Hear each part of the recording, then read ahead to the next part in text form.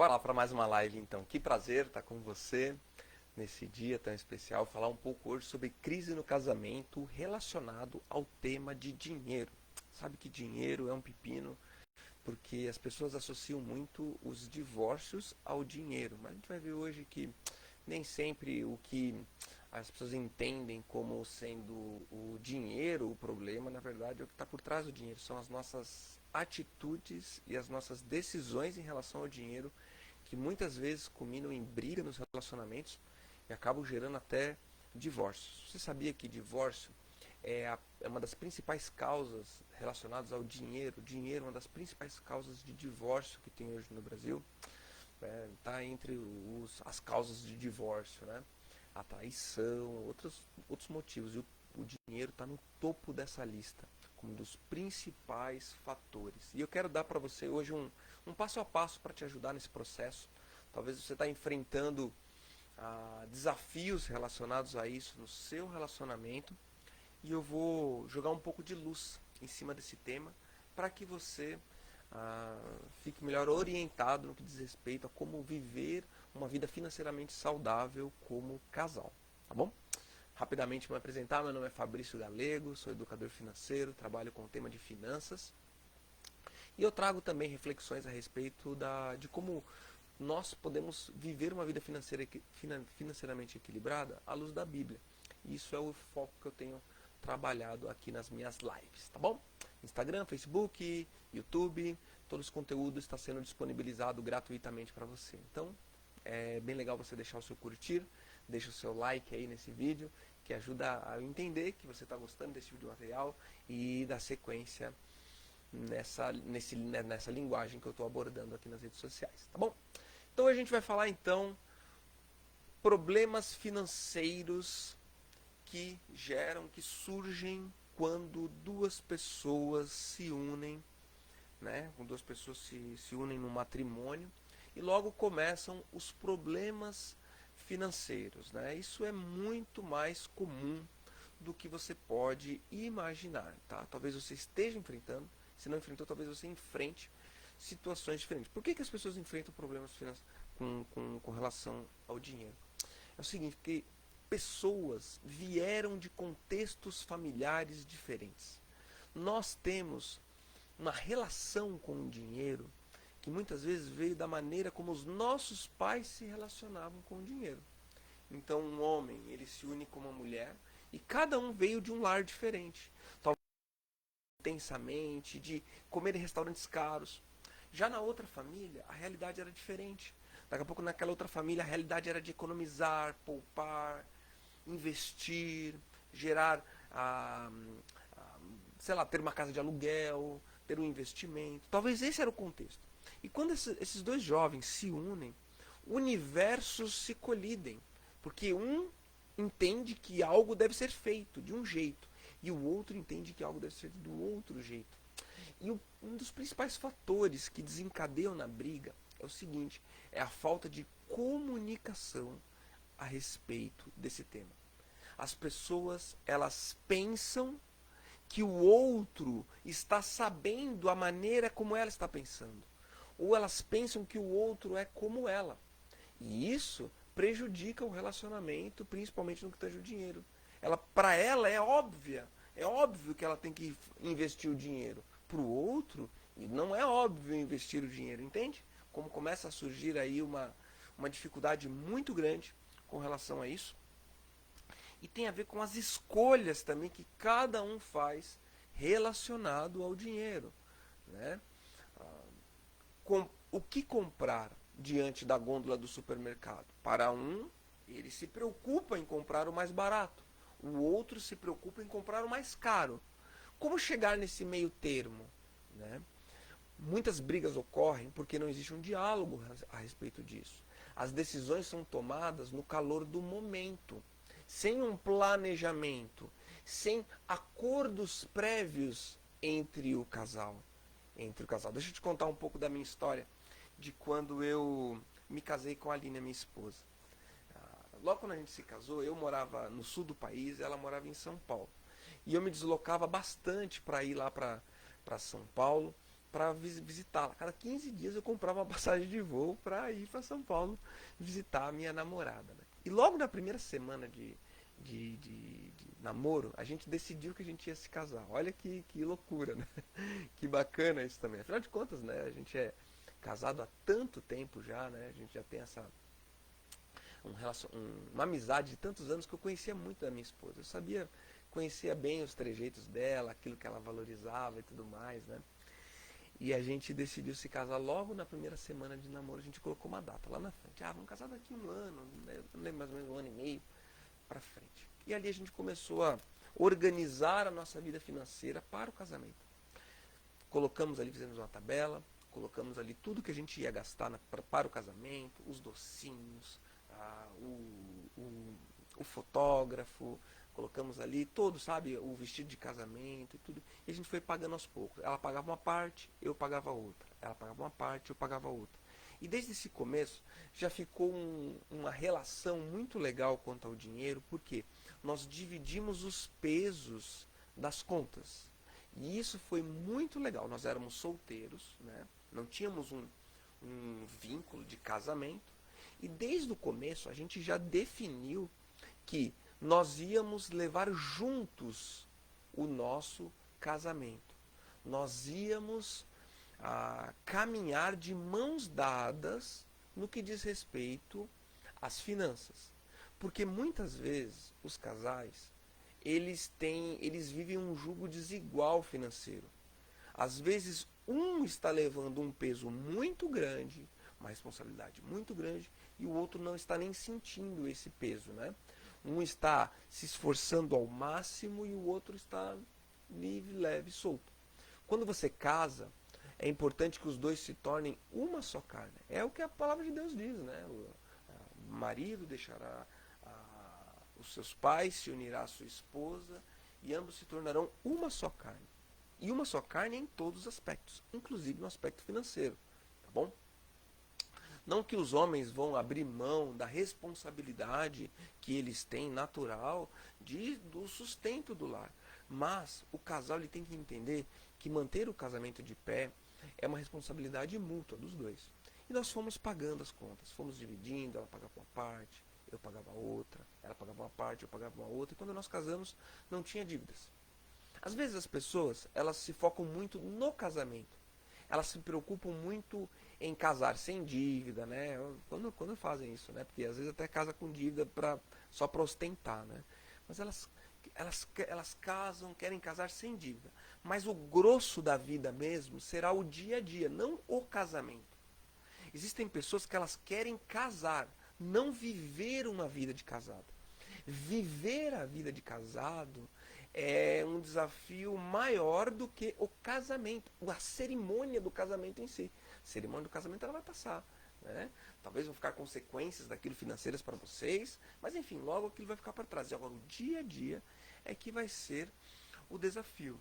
E muitas vezes dá briga nos casamentos porque as pessoas não estão enxergando os problemas. Elas estão cegas para aqueles problemas. Né? Muito melhor é você ter consciência das coisas. Né? Sabe que ontem de noite começou a vazar uma água lá no meu banheiro. Uma aguinha começou a sair do lado da privada quando ligo o chuveiro. Que bom que saiu essa aguinha ali do lado da privada minha. Porque agora eu sei que ali começou um vazamento. Eu tenho como tratar aquilo. Né? Agora imagina se essa água não tivesse saindo do lado da minha privada e tivesse infiltrando para o vizinho de baixo, 2, 3 apartamentos para baixo. Pensa como que o problema poderia se agravar muito mais. Quando você sabe aonde está o problema, é mais fácil você poder tratar aquela situação. Um bom diagnóstico da doença já é metade da solução daquele problema, tá bom? Então assim, ó, tenha consciência das coisas. E no que tange ao casamento, a melhor maneira de você ter consciência das coisas é o diálogo aberto a respeito de temas que muitas vezes nós não entramos, em temas que a gente evita conversar. E esse diálogo aberto vai proteger o seu casamento e fortalecer os vínculos entre vocês. Porque às vezes a gente não fala nada e a gente vai se machucando por dentro. A gente fica quieto. Os homens, especialmente, têm essa capacidade terrível de engolir o sapo e ir morrendo por dentro. E nutrindo uma coisa ruim por dentro. O diálogo aberto a respeito das coisas liberta a gente. E sabe o que liberta mais até do que o diálogo? É uma coisa muito, muito chave, que é o perdão.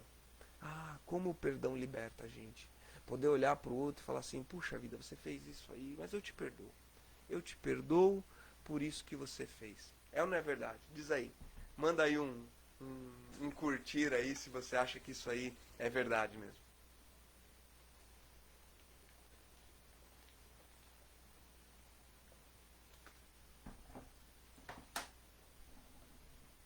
É, isso aí, ó. É verdade. O perdão ele liberta a gente. Entender o outro, se colocar do lado do outro. Ninguém casa para separar, sabia? Ninguém casa, eu vou tocar o terror e vou destruir a vida dessa pessoa. Não, a gente casa para construir um casamento que seja duradouro, tá bom? E o diálogo é a base disso. Então, assim, primeira coisa que tem que se conversar para minimizar, assim, proteger o seu casamento contra as questões financeiras. Primeiro é o seguinte, entender a história de vida da outra pessoa. A história. De onde você veio? Pergunta para o seu cônjuge. Como é que era a sua infância? Como era a sua família? Como a sua família lidava com as coisas? O que vocês faziam no final de semana? Com o que vocês se divertiam? Como que eram esses momentos de interação? A sua família, ela vivia sempre apertada de dinheiro ou sempre esbanjava? Como que era o relacionamento? O seu pai, ele estava sempre empregado, ele era desempregado, ele era um empreendedor. Como é importante você saber o seu cônjuge, a história de vida dele. Porque ao perguntar essas coisas, você começa a entender um pouco mais a maneira como ele ou ela lida com as questões da vida. Porque sabe que nós refletimos muito daquilo que nós aprendemos quando nós éramos crianças. As crianças elas aprendem por observação. Né? Eu tenho um filhinho pequenininho, 5 anos de idade. E eu vejo ele imitando a gente, falando as mesmas coisas. Ele fala coisas parecidas. Ele repete as coisas que a gente fala. E ele vai repetir essas coisas a vida toda.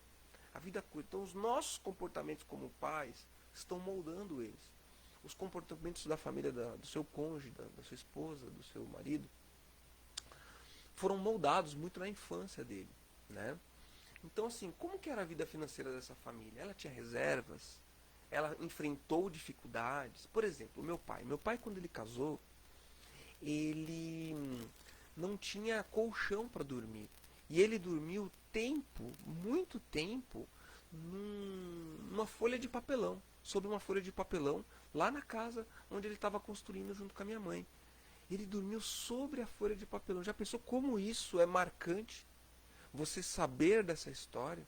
Minha mãe não tinha geladeira quando ela se casou. Ela colocava alface dentro da bacia com água para manter aquela alface viva e manter aquela alface fresca. Saber essas histórias a respeito do seu cônjuge começa a fazer com que você entenda o porquê ele age de certa forma, porquê ele age de determinada maneira. Por que ele tem essas reações diante das coisas? Talvez a sua esposa tenha uma mania de comprar muita comida. Ela compra muita comida, estoca muita comida. Será que lá quando ela era criança, talvez eles não enfrentaram uma escassez de comida? Por isso agora ela tem essa tendência de acumular comida? Isso tem a ver com a história de vida dela, tá bom? Como que os pais do seu cônjuge se prepararam para a aposentadoria deles? É uma coisa que você tem que perguntar. Você tem que conversar a respeito disso. Seus pais estão preparados para isso? Por quê? Sabe por quê? Porque amanhã depois, quando esses pais tiverem mais idade, quem que vai mantê-los? Se eles não se prepararam para a aposentadoria, alguém vai ter que mantê-los. O seu cônjuge, ele vai cuidar desses pais financeiramente ou eles vão colocar num asilo público da prefeitura. Isso está conversado? Isso está claro para todo mundo? Talvez o seu cônjuge fale assim, não, eu tenho um combinado com os meus pais que eu vou sustentar eles quando eles ficarem de mais idade. Para você, isso é normal? É tranquilo lidar com isso? Quando chegar esse momento, você está preparado para encarar isso junto com seu cônjuge? Essa situação? Muito importante ter esses acordos feitos com antecedência. Qual a expectativa dos pais em relação ao filho? Talvez os pais do seu cônjuge, do seu marido, por exemplo, eles têm uma empresa. Será que esses pais eles já não têm a expectativa de que o seu marido vai assumir os negócios dessa empresa? Assumindo ele esses negócios, você está preparada para estar ao lado dele nesse momento e assumir isso também junto com ele? Você está preparada para isso? Porque ter esses acertos ajuda a gente a entender e clarear muito dos nossos sonhos, das nossas expectativas para o futuro. Por exemplo, vamos supor que você tem o sonho de morar na praia. Não, mas existe um combinado na família do seu marido de que ele vai ter que estar presente naquela empresa. Ele vai ter que estar presente naquela empresa. Então, não adianta fingir que isso não existe. Vai dar problema se não tiver esse combinado. Se você se deparar com essa situação depois. Qual a relação do seu cônjuge com os pais dele? Qual que é essa relação? É uma relação boa? É uma relação tranquila? Eles têm um bom relacionamento? Eles conversam a respeito disso? Eles evitam conversar a respeito disso? Existem irmãos nessa família? Esses irmãos eles são dependentes? Eles são independentes? O seu cônjuge, ele é dependente dos pais? Para você saber que o seu cônjuge é dependente dos pais, tudo bem para você? Se os pais dele injetarem dinheiro na sua família mês a mês? Não, para mim, Fabrício, eu não aceito. Eu quero casar e eu não quero saber disso. Eu não quero saber disso, Fabrício. É melhor vocês conversarem com antecedência do que se deparar com as situações depois.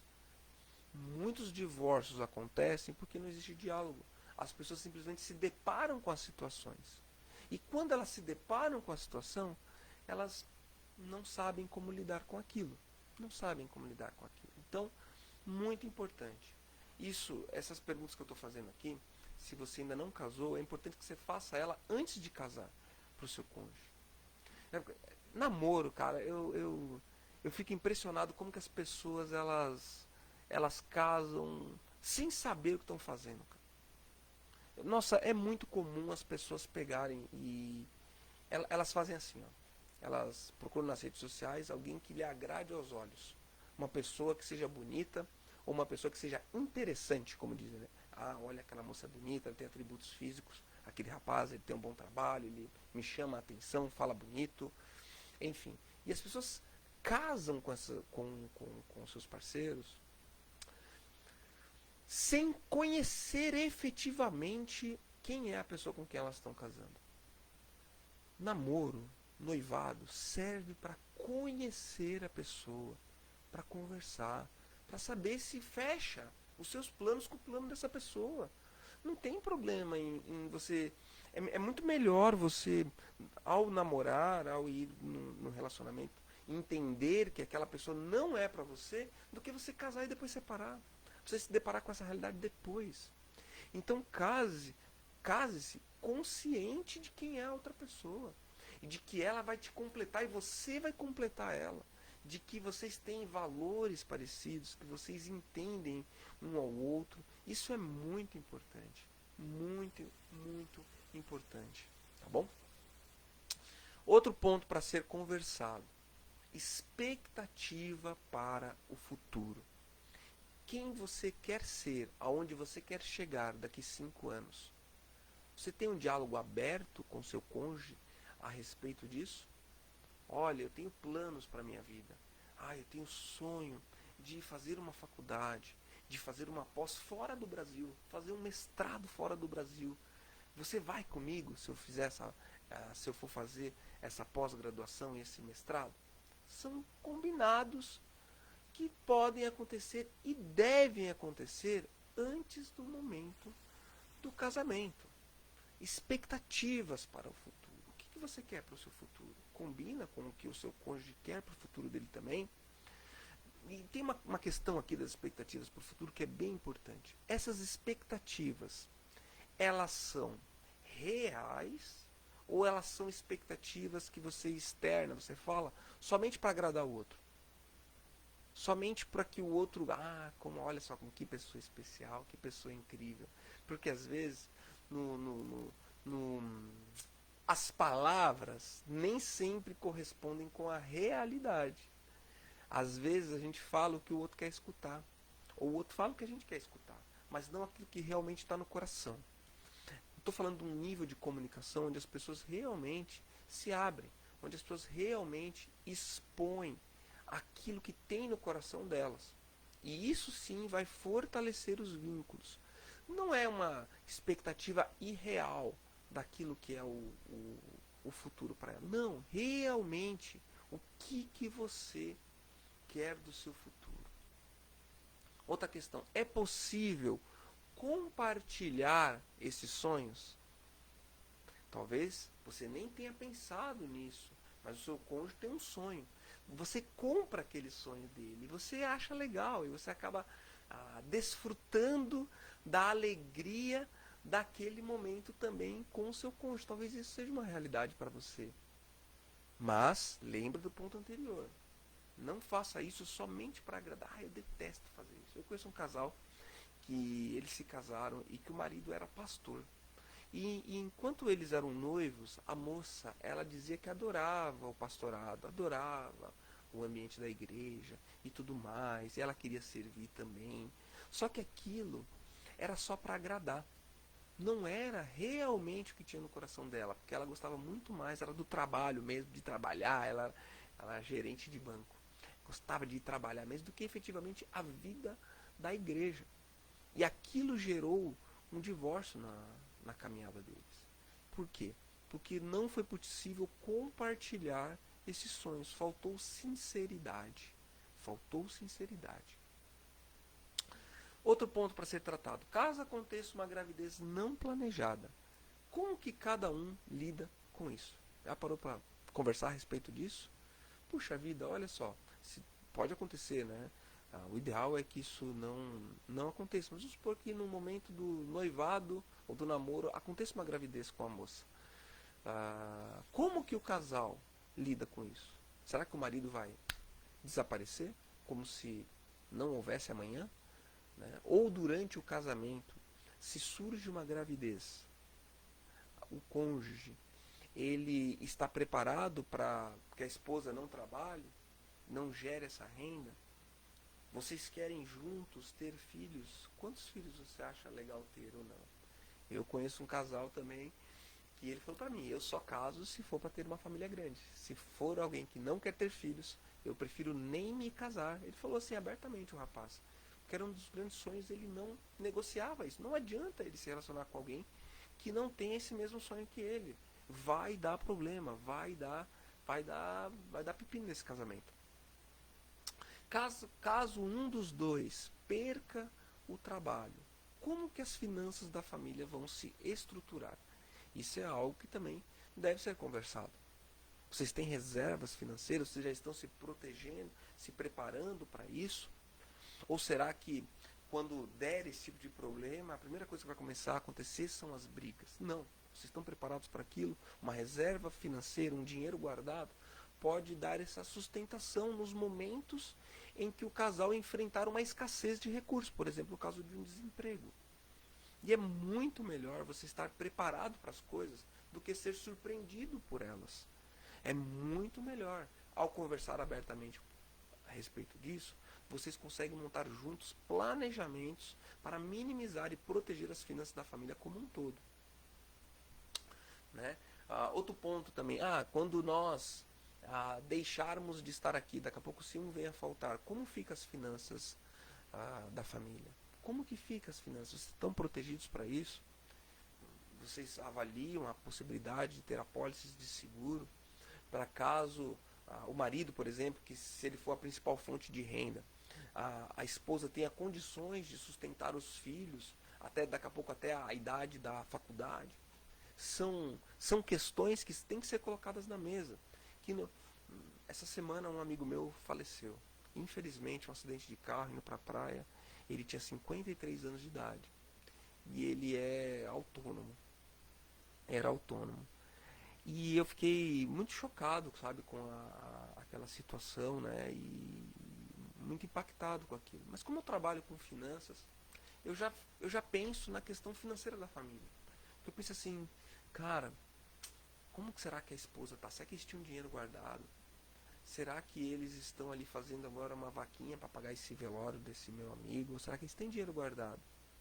Como que essa mulher vai se virar agora, de agora em diante? Será que os filhos, como é que os filhos estão? Será que eles estão bem, não estão bem? Eu penso muito nessa parte. Porque ah, a vida, ela é uma vida imprevisível. Coisas podem acontecer a todo momento. Entretanto, nós vivemos numa época em que nós temos muito acesso à informação. Entende? Tipo assim, muitas coisas acontecem com todo mundo a todos os momentos. E nós podemos aprender com os erros das pessoas. A gente não precisa necessariamente vivenciar uma coisa só para aprender. A gente pode aprender com o erro dos outros. Por exemplo, esse meu amigo, ele faleceu. Eu não sei se ele tinha um seguro de vida. Mas você, quando acabou de ouvir essa história, você não pode, ao ouvir isso, pensar assim, puxa vida, eu estou desprotegido, deixando minha família desprotegida nessa área mesmo. Acho que eu vou ir atrás disso. Eu vou me proteger. Por mais que a vida seja imprevisível, você não consegue prever se você vai morrer ou não.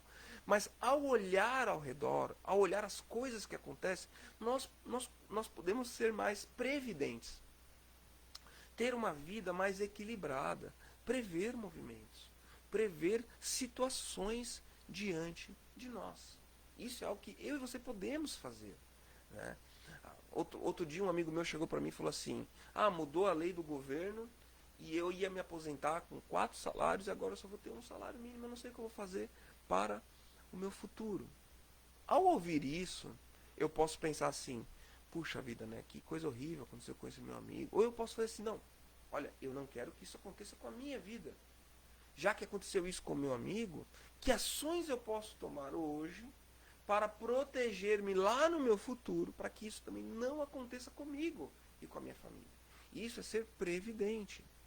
Isso é se proteger. Situações elas acontecem. E situações acontecem nos casamentos. A gente vê toda hora pessoas se divorciando por causa de dívidas ocultas no casamento. Se pessoas se divorciam a todo momento por causa de dívidas ocultas no casamento, por que que eu e você vamos trilhar esse mesmo caminho de desgraça? Para trilhar o caminho do divórcio também. Não é melhor a gente aprender com os erros dos outros e ter uma comunicação mais clara e mais aberta com o nosso cônjuge a respeito das coisas? Sentar e conversar. Outro ponto para vocês conversarem aqui. Em relação aos investimentos, o que cada um pensa.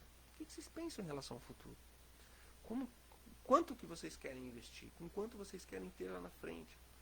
Todos esses são pontos delicados que às vezes as pessoas simplesmente ignoram e não fazem questão de conversar, o que gera muita frustração e não são poucos os casos de divórcio.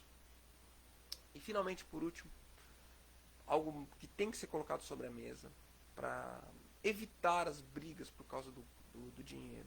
Quais são os sonhos individuais e coletivos dessa família? Quais são os sonhos? Em relação talvez à própria cerimônia do casamento. Que sonhos, se vocês ainda não casaram? Que sonhos vocês têm? Casar no campo? Casar na praia? Casar na igreja? Esses sonhos estão condizentes com a realidade financeira? Porque às vezes a gente tem sonhos que estão mais baseados naquilo que a gente vê na internet, que os outros vivenciaram, do que efetivamente aquilo para a nossa vida. Né? Então, tome cuidado com isso, mas saiba quais são os sonhos do teu cônjuge. Por quê? Sabe que quando a gente casa, se você tentar realizar os seus sonhos somente e querer você ser feliz, você vai acabar infeliz e sem realizações.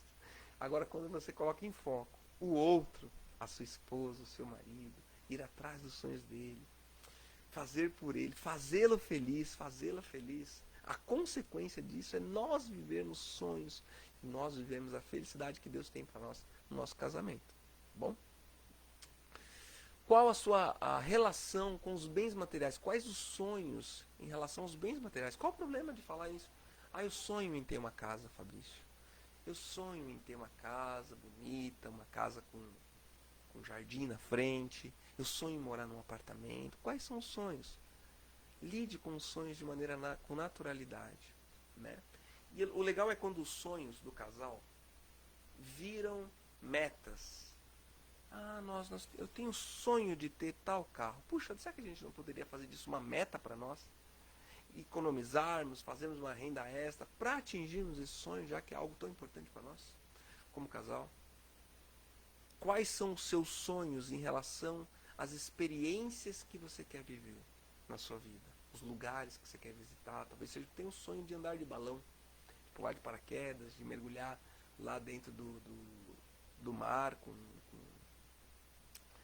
fazer um mergulho lá. Quais são os sonhos? Respeitar os sonhos do outro e valorizar os sonhos do outro é muito importante para afirmar o casamento. Porque às vezes o sonho da nossa esposa, do nosso marido, é um sonho que para nós não faz muito sentido, mas para ele faz. Lembra a história de vida dessa pessoa. Olhar para isso e até sonhar junto com ele também vai fortalecer os laços, mesmo que para aquilo que para você não faça tanto sentido assim, tá bom?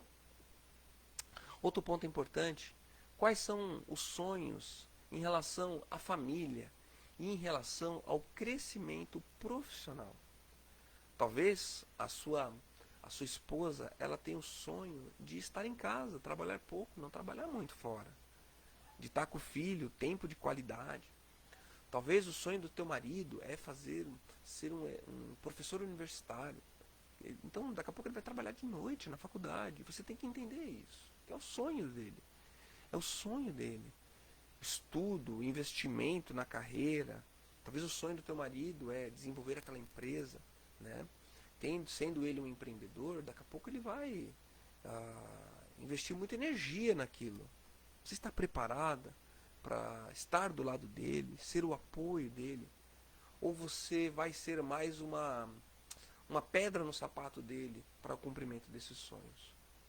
Casamentos saudáveis, as pessoas se apoiam, as pessoas se admiram. E as pessoas, elas não são pedra de tropeço para o outro, né? Existem muitos casais onde isso acontece. Onde o marido ele abre mão do sonho, a esposa abre mão do sonho por causa do marido, porque de tanto ele jogar contra aquele sonho, que não vai dar, que não vai dar, que não vai dar. E se você não casou ainda e você identifica que isso é um problema, é melhor você nem casar. É melhor você evitar o problema. Mas se você já casou, não vai largar o seu marido por causa de questões assim. Amolde-se, ajuste a rota, tá bom? Dessa forma, você tem sim condições de fazer do seu casamento um casamento frutífero e um casamento que é abundante em todas as áreas. Também na área financeira. Também na área financeira. Tá bom? Gostou? Quero muito saber se você tá curtindo, está me acompanhando. Deixa um curtirzinho aí nesse vídeo aí. Manda um coraçãozinho aí se você tá achando legal.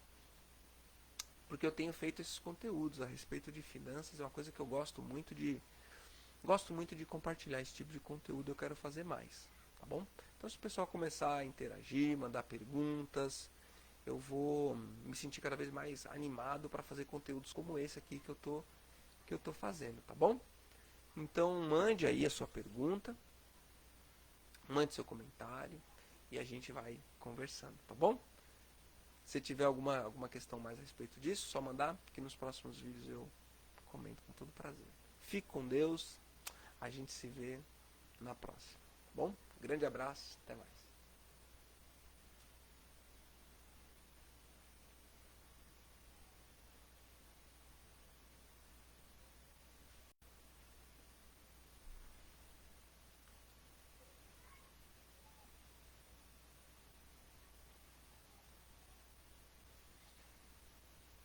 A Tainara de Lima aqui, ó, deixou uma pergunta aqui. Vamos ler a pergunta dela aqui, ó.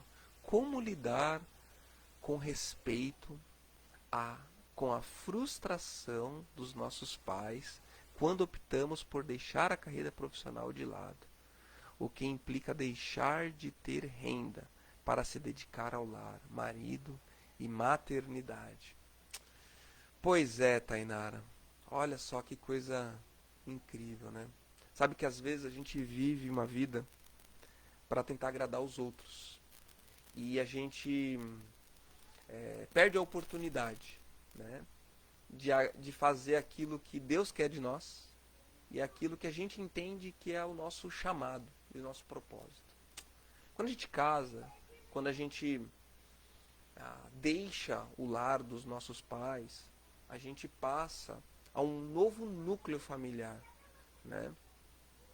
Honrar pai e mãe, como a Bíblia diz, não é necessariamente você obedecer os seus pais até o último dia da sua vida, mas sim você respeitá-los, você honrá-los, você levar os conceitos que ele traz para você. Mas você agora é adulta, você agora tem diante de si os desafios da sua vida. E você está trilhando um caminho diferente do caminho que os seus pais trilharam. Talvez você está sentindo esse chamado nesse momento para se dedicar ao lar, ao marido, à maternidade. Isso é uma coisa muito excelente. Sabe que hoje em dia poucas mulheres abrem mão de uma carreira profissional para se dedicar a esses aspectos da vida. É muito admirável a sua iniciativa, né? E assim, seus pais, eles podem se frustrar com isso.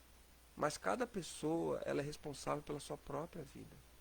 E eles trilharam o caminho deles até aqui hoje. Eles foram, provavelmente eles têm lá as questões profissionais dele, né? E assim, você pode falar para eles isso, mas em última instância, você tem que estar em paz com a sua consciência e com Deus. E fechado com seu marido, com a sua família. Tá bom? Tudo na vida tem um tempo. Talvez esse é o tempo de você dedicar ali mesmo ao seu lar, né? Minha esposa, ela abriu mão da carreira dela profissional para cuidar do nosso filho na primeira maternidade, na primeira infância do nosso filho, sabe? E isso implicou muitas coisas. Implicou queda de renda para nós, muitos aspectos, mas ela quis dedicar, ela se dedicou. Agora o nosso filho já está com 5 anos de idade. E agora está retomando a atividade profissional dela, voltando aos atendimentos. Mas ela ainda dedica boa parte do dia dela aos cuidados ali aos cuidados com o nosso filho, né? Então assim, ó, você tem que estar mais em paz com sua consciência e com o seu propósito de vida do que efetivamente com o que as pessoas esperam de você. Entende? Com o que os seus pais esperam de você. Tá bom? Porque senão daqui a pouco você vai deixar de viver a sua vida para viver a vida que outras pessoas querem para você. Tá bom? Então é isso que eu tenho para deixar para ti. Boa sorte nesse processo. Saiba que às vezes os pais, eles não fazem por maldade essas coisas, sabe? Eles fazem porque eu tenho sempre procuro ter na minha vida um pensamento assim de misericórdia com as pessoas. Assim, quando alguém fala alguma coisa, aquilo está me ferindo, eu penso assim, puxa vida, essa pessoa ela veio de um contexto, ela está falando isso porque talvez é a história de vida dela que está levando ela a chegar a essas conclusões, né? Eu evito ficar com raiva das pessoas, mas eu tento olhar com um olhar de misericórdia para com as pessoas, tá bom? Legal. Um grande abraço então, Tainara. Fica com Deus, tá? Tudo de bom. E a gente se vê na próxima aí. Grande abraço. Tchau, tchau.